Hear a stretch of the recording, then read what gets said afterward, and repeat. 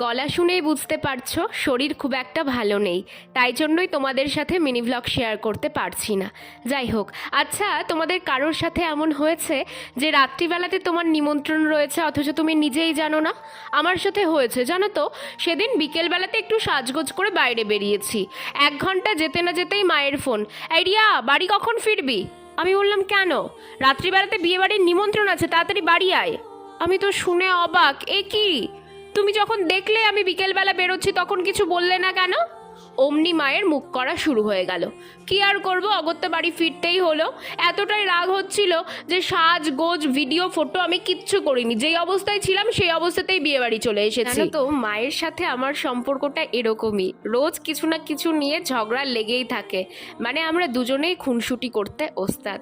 তারপরেও দিন শেষে আমরা মা আর মেয়ে, ঝগড়াঝাটি চললেও ভালোবাসাটা আমাদের মধ্যে অবিরাম।